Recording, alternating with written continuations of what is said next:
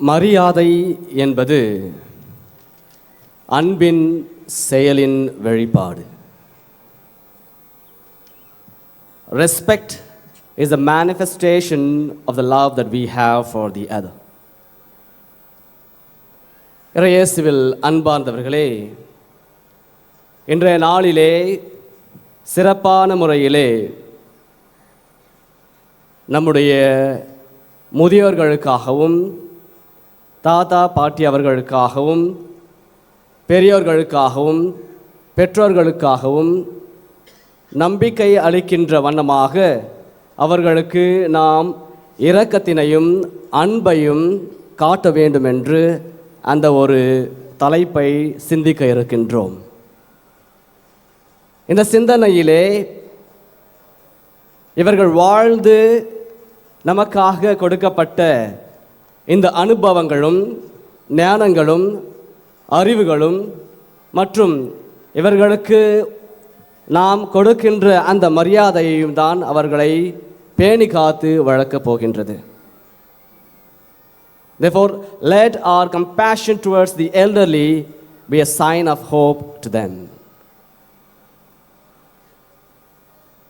மிகவும் அருமையாக அழகாக விவிலியத்திலே சபை உரையாளர் என்ற நூலிலே அதிகாரம் 3 1 முதல் 8 வரை எவ்வகையான காலம் இருக்கின்றது நம்முடைய வாழ்விலே என்று தெள்ள தெளிவாக கூறப்படுகிறது. ஒவ்வொன்றுக்கும் ஒரு நேரம் உண்டு, உலகில் நடக்கும் ஒவ்வொரு நிகழ்ச்சிக்கும் ஒரு காலம் உண்டு என்று சொல்லி, பிறப்புக்கும் இறப்புக்கும் ஒரு காலம் உண்டு, நடவுக்கும் அறுவடைக்கும் ஒரு காலம் உண்டு, இடித்தலுக்கும் கட்டுதலுக்கும் ஒரு காலம் உண்டு, அழுகைக்கும் சிரிப்புக்கும் ஒரு காலம் உண்டு, அன்புக்கும் வெறுப்புக்கும் ஒரு காலம் உண்டு, போருக்கும் அமைதிக்கும் காலம் உண்டு என்று பல்வேறு காலங்களை நமக்கு எடுத்துரைக்கிறது இந்த விவிலியம். நம் அனைவரும் ஒவ்வொரு காலத்திலும் ஒவ்வொரு நேரத்திலும் வாழ்ந்து கொண்டிருக்கின்ற பொழுது நமக்கு தேவையான எல்லா விதமான வரங்களையும் ஆசீர்வாதங்களையும் கடவுள் பல்வேறு மக்கள் வழியாக நமக்கு கொடுத்திருக்கின்றார். அவர்கள்தான் நம்முடைய முதியோர்கள், மூதாதையர்கள், பெற்றோர்கள், பெரியோர்கள். அவர்களுடைய ஞானம், அவர்களுடைய அனுபவம், அவருடைய இறை அனுபவம் நம்மை வழி நடத்தி இருக்கின்றது. ஆகவே அவர்களுக்காக நாம் மரியாதை செலுத்த வேண்டும். இதன் அடிப்படையில் உங்களுடன் 3 கருத்துக்களை பகிர்ந்து கொள்ள ஆசைப்படுகின்றேன். முதலாவதாக அமைதி. நம்முடைய வாழ்க்கையிலே பணத்தையோ பொருளையோ மக்களையோ தேடுகின்றோமோ இல்லை, மாறாக நாம் தேடுவதெல்லாம் அமைதியும் மகிழ்ச்சியும். இந்த அமைதியின் வாயிலாக நாம் மகிழ்ச்சி பெறுகின்றோம், இந்த மகிழ்ச்சியின் வாயிலாக இறைவனையே பெறுகின்றோம் என்ற ஒரு அனுபவம் நமக்கு வருகின்றது. அதை தான் இந்த முதல் வாசகத்திலே நாம் வாசிக்க கேட்டோம். எவ்வாறு வருகின்ற இயேசு மெசியா அமைதியின் அரசராகிறார். இந்த ஒரு அமைதியினை நம்முடைய மூதாதையர்கள் அல்லது முதியோர்களுக்கு ஒப்பிட்டு பார்க்கும் பொழுது அவர்கள் அவருடைய வாழ்க்கையிலே அமைதியை கெடுத்தவர்கள் அல்ல, மாறாக அமைதியை காத்தவர்கள். அவர்கள் நமக்காக, நம்முடைய குடும்பத்திற்காக, நம்முடைய சமூகத்திற்காக, நம்முடைய திருச்சபைக்காக அமைதியை கிறிஸ்துவின் நற்செய்தியாலும் கிறிஸ்துவின் வாழ்க்கை மூலம் நமக்கு தந்தவர்கள். ஆகவே நமக்கு தேவையான என்று ஒரு உண்மையான பொக்கிஷம் ஆர் கொடை என்றால் அமைதிதான். இரண்டாவதாக நமக்கு தேவையான முக்கிய ஒரு பொருளாக இருப்பது ஒளி. நாம் ஒளியாக இருக்க வேண்டும், இருளின் மக்களாக வாழாமல் ஒளியின் மக்களாக வாழ வேண்டும். அதை தான் இன்றைய 2வது வாசகத்திலே புனித பவுல் எழுதிய உரோமையருக்கு எழுதிய வாசகத்திலே வாசிக்க கேட்டோம். நம் அனைவரும் இருளுக்குரிய ஆட்சியை களைத்துவிட்டு ஒளியின்குரிய படைக்கலன்களை அணிய வேண்டும், அப்பொழுதுதான் நாம் இயேசுவை அணிந்து கொள்வோம் என்று. We become the bearer of Christ when we get rid of all that is dark and move towards the light of Christ. ஒளியின் மக்களாக வாழ அழைக்கப்படுகின்றோம். நம்முடைய மூதாதையர்கள், முதியோர்கள் இருளில் வாழ்ந்த மக்கள் அல்ல, மாறாக நம்மை ஒளியில் இட்டு சென்ற உண்மையான மக்கள், உண்மையான கிறிஸ்தவர்கள்.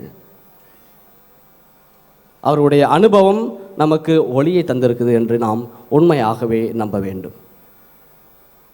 மூன்றாவதாக, விழிப்பாயிருங்கள், ஆழ்ந்த விசுவாசத்தில் உங்களுடைய வாழ்க்கையை வாழுங்கள். மத்திய எழுதிய நற்செய்தியிலே இன்று நாம் வாசிக்க கேட்டோம். மனுமகன் எப்பொழுது வருவார் என்று தெரியாது, ஆகவே நீங்கள் விழிப்பாயிருங்கள், ஆயத்தமாயிருங்கள்.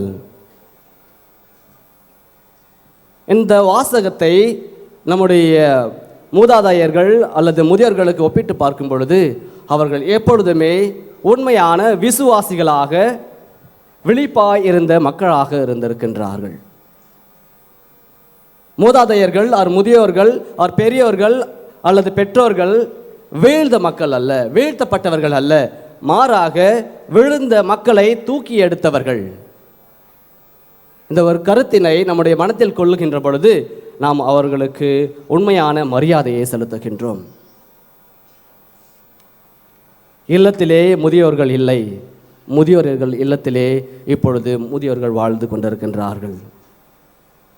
அவருடைய கடின உழைப்பு வீணாகத்தான் போயிருக்கிறது என்று நாம் பார்த்து கொண்டிருக்கின்றோம். அவர்களுக்கு தேவையான எல்லா தேவைகளையும் பூர்த்தி செய்வது நம்முடைய ஒவ்வொருவரின் தலையாய கடமையாகும். மரியாதை செலுத்துவதன் மூலம் நாம் அவர்களுக்கு அன்பினை காட்டும் பொழுது அவர்கள் கடவுளால் ஆசிக்கப்படுகிறார்கள்.